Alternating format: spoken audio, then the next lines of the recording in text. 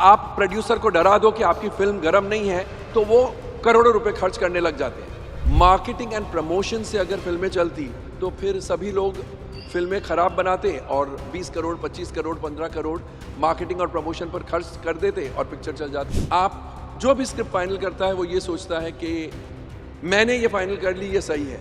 ऐसे नहीं, एक टीम होती है, it has to pass through a lot of processes, आपको बार बार वेट करनी पड़ती है। कुछ पीआर एजेंसीज तो बहुत अच्छा काम कर रही है एंड कुछ पीआर एजेंसीज मेरे ख्याल से बुरी तरह फेल हो रही है। पीआर एजेंसी का काम है to connect journalist with stars. कुछ पीआर एजेंसीज ऐसे समझती है कि हम ही स्टार्स हैं और हम जो बोलेंगे वो एक्सेप्ट कर लो और वो स्टार के नाम से लिख दो, या हमारे स्टार अवेलेबल नहीं है क्योंकि ज़्यादा अवेलेबल हो तो फिर वो चार्म नहीं रहता है। सिकंदर में इतनी सारी खामियां हैं कि मुझे एक्चुअली ताज्जुब होता है कि इस प्रकार की फिल्म, इस प्रकार की कहानी ग्रीन लाइट कैसे हुई।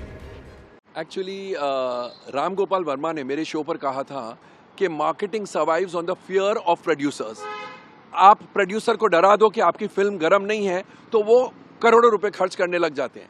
इसका ये मतलब नहीं कि मार्केटिंग एंड प्रमोशन ज़रूरी नहीं है, लेकिन आपने सही कहा, मार्केटिंग एंड प्रमोशन से अगर फिल्में चलती तो फिर सभी लोग फिल्में खराब बनाते और 20 करोड़ 25 करोड़ 15 करोड़ मार्केटिंग और प्रमोशन पर खर्च कर देते और पिक्चर चल जाती। ऐसा नहीं है।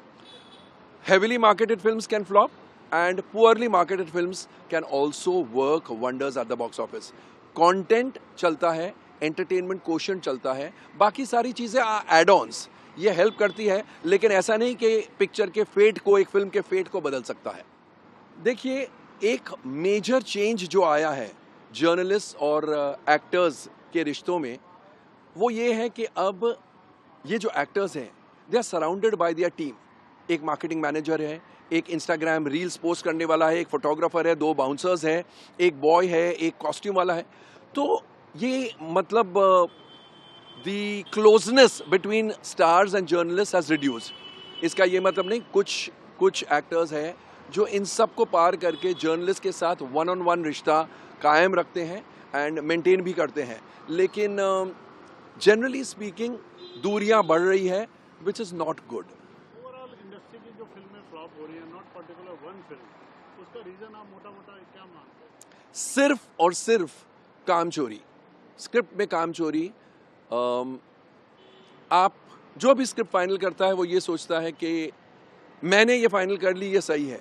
ऐसे नहीं, एक टीम होती है, it has to pass through a lot of processes, आपको बार बार वेट करनी पड़ती है। राजकुमार हिरानी और अभिजात जोशी जो राइटिंग टीम है इनकी, उन्होंने कहा कि हम कितनी बार 80% स्क्रिप्ट लिख चुके होते हैं और फिर बोलते नहीं यार ये काम नहीं कर रही है, लेट्स कैंसिल इट।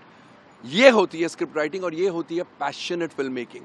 अगर आप ये सोचे कि मैंने जो लिख दिया वो सही है, तो फिर पब्लिक ज़रूरी नहीं है आपकी बात को स्वीकार करेगी या आपने जो लिखा है या आपने जो फिल्म बनाई है वो पसंद करेगी। You have got to be honest to yourself. आप एज एन ऑडियंस उस फिल्म को पैसे खर्च करके देखेंगे या नहीं, ये क्वेश्चन होता है। अगर जवाब में हाँ आता है तो आपकी फिल्म चलने के ज़्यादा चांस है। अगर जवाब में ना आता है या आप अपने आप को फूल कर रहे हैं कि शायद ऐसे हो जाए, बेवकूफ़ बना दें, तो नहीं होता है। कुछ पीआर एजेंसीज तो बहुत अच्छा काम कर रही है एंड कुछ पीआर एजेंसीज मेरे ख्याल से बुरी तरह फेल हो रही है। पीआर एजेंसी का काम है to connect journalist with stars. कुछ पीआर एजेंसीज ऐसे समझती है कि हम ही स्टार्स हैं और हम जो बोलेंगे वो एक्सेप्ट कर लो और वो स्टार के नाम से लिख दो, या हमारे स्टार अवेलेबल नहीं है क्योंकि ज़्यादा अवेलेबल हो तो फिर वो चार्म नहीं रहता है। अगर ज़्यादा अवेलेबल है और चार्म नहीं रहता है तो सबसे पहले तो स्टार्स को सोशल मीडिया से गायब हो जाना चाहिए। वो अपने आप को इतने इजीली अवेलेबल कर रहे हैं कि स्टार मीन्स क्या, अनअचीवेबल, वहाँ पर है जिसको हम पहुँच नहीं सकते हैं। इंस्टाग्राम एंड ट्विटर पर आप हर चीज़ पोस्ट कर करके आप अपने आप को इतना इजीली अवेलेबल कर रहे हैं, सबसे पहले तो वो बंद करो। Not all this. क्या कारण है सिकंदर जो आपको पसंद नहीं आया?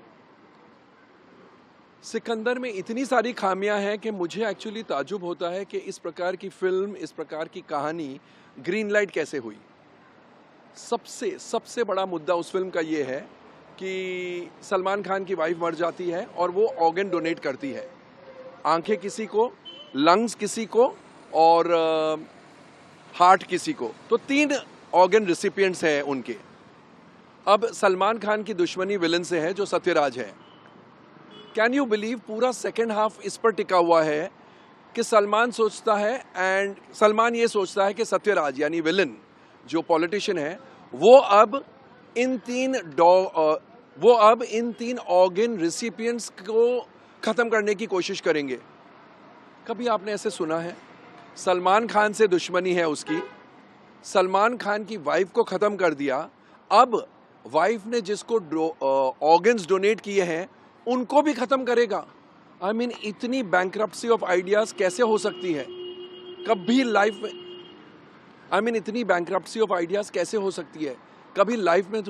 आपने सुना है या कभी भी ऐसी कहानी सुनी है कि इसको तो मार दिया, अब ऑर्गन रेसिपिएंट्स जो है उनको भी मारने की कोशिश करेगा? एंड क्या है, बहुत इस इडियोटिक ट्विस्ट को कैसे कन्विंस करने की कोशिश की है ऑडियंस को, सलमान के मुंह से, जो हमारे हीरो हैं उनके मुंह से कहलवाया है कि ये बात प्रधान को नहीं पता चलनी चाहिए क्योंकि ये इनको खत्म करने की कोशिश करेगा। अरे आप हीरो हैं, आपने कह दिया तो हमने मान लिया, ऐसे नहीं होता ना। ऑडियंस का भी दिमाग है, ऑडियंस भी सोचती है। एंड पूरा सेकेंड हाफ इस मुद्दे पर टिका हुआ है, तो आप बार बार सोचते हैं लेकिन ये जो प्रधान है, सत्यराज है, वो सलमान खान को खत्म करेगा कि 3 ऑर्गन रेसिपिएंट्स को खत्म करेगा? सलमान खान की दुश्मनी तो पीछे रह गई, इन 3 ऑर्गन रेसिपिएंट्स के पीछे पड़ गया। जो कौन है, आपका क्या लेना देना है? विलन का क्या लेना देना है? एक स्लम ड्वेलर है उसके पीछे, क्योंकि उसके लंग्स रश्मिका मंदाना के लंग्स हैं, और 2 लड़कियां हैं, एक के अंदर रश्मिका मंदाना का हार्ट है और दूसरे के आंखें, मतलब वैदेही यानी काजल अग्रवाल, उनकी आंखें अब रश्मिका मंदाना की आंखें उनके शरीर में है। तो क्या आई मीन मुझे तो हंसी आती है। ये इतना वीक लिंक है, मेरे ख्याल से वर्ल्ड सिनेमा में ऐसा एग्जाम्पल नहीं होगा, इस प्रकार की थिंकिंग का एग्जाम्पल नहीं होगा। तो नेचुरली ऐसी फिल्में फ्लॉप ही होगी ना। ऑडियंस, मुझे अक्सर लोग कहते हैं लोग इतना थोड़ी सोचते हैं, पब्लिक इतना थोड़ी सोचते हैं। मैं मानता हूं पब्लिक इतना नहीं सोचती है, लेकिन पब्लिक एक लाइन में बोलती थी मजा नहीं आया यार। उनको बहुत आप डीप जाके पूछे तो वो बोलेंगे हाँ ये कारण है।